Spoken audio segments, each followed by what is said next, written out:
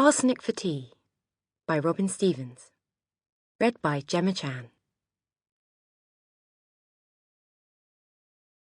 Arsenic for Tea, being an account of The Case of Mr. Curtis, an investigation by the Wells and Wong Detective Society, written by Hazel Wong, Detective Society Vice President and Secretary, aged 13. Begun Saturday the 13th of April, 1935. Part 1. The Arrival of Mr. Curtis. 1. Something dreadful has happened to Mr. Curtis. I am quite surprised to realise that I mind. If you had asked me this morning what I thought of him, I should have told you that Mr. Curtis was not a nice man at all. But not even the nastiest person deserves this. Of course, Daisy doesn't see it like that. To her, crimes are not real things to be upset about. She is only interested in the fact that something has happened and she wants to understand what it means. So do I, of course. I wouldn't be a proper member of the Detective Society if I didn't. But no matter how hard I try, I can't only think like a detective. The fact is, Daisy and I will both need to think like detectives again. You see, just now, we overheard something quite awful. Something that proves that what happened to Mr. Curtis was not simply an accident or a sudden illness. Someone did this to him, and that can only mean one thing.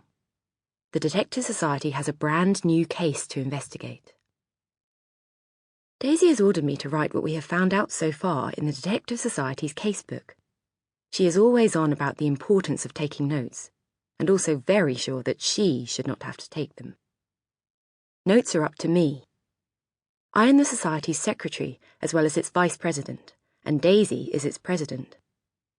Although I am just as good a detective as she is, I proved that during our first real case, the murder of Miss Bell, I am a quite different sort of person to Daisy.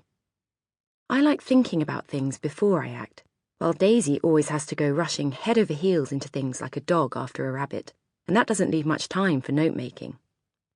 We are entirely different to look at, too. I am dark-haired and short and round, and Daisy is whippet-thin and tall, with glorious golden hair. But all the same, we are best friends, and an excellent crime-detecting partnership. I think I had better hurry up and explain what has happened and who Mr. Curtis is.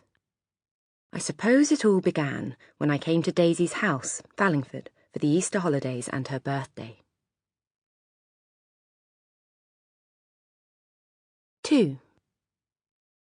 Spring term at our school, Deepdean, had been quite safe and ordinary. That was surprising after everything that had happened there last year. I mean the murder, and then the awful business with the school nearly closing down. But the spring term was quite peaceful, without any hint of danger or death, and I was very glad.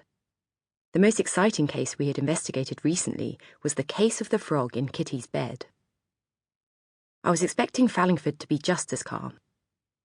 Fallingford for this new casebook is Daisy's house, a proper English country mansion with wood-panelled walls and acres of sprawling grounds with a maze and even an enormous monkey-puzzle tree in the middle of the front drive. At first I thought the tree was a fake, but then I investigated and it is quite real. Honestly, Fallingford is just like a house in a book. It has its own woods and lake, 4 sets of stairs, Daisy thinks there must be a secret passageway too, only she has never discovered it, and a walled kitchen garden just as hidden as Mary Lennox's in the book. From the outside, it is a great grand square of warm yellow stone that people have been busily adding to for hundreds of years. The inside is a magic box of rooms and staircases and corridors, all unfolding and leading into each other 3 ways at once.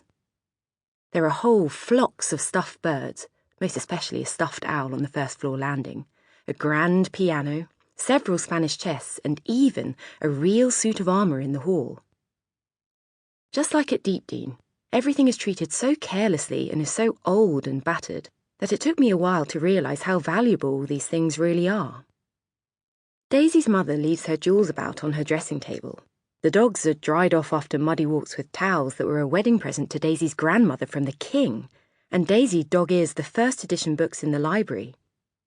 Nothing is younger than Daisy's father, and it makes my family's glossy white wedding cake compound in Hong Kong look as if it is only pretend.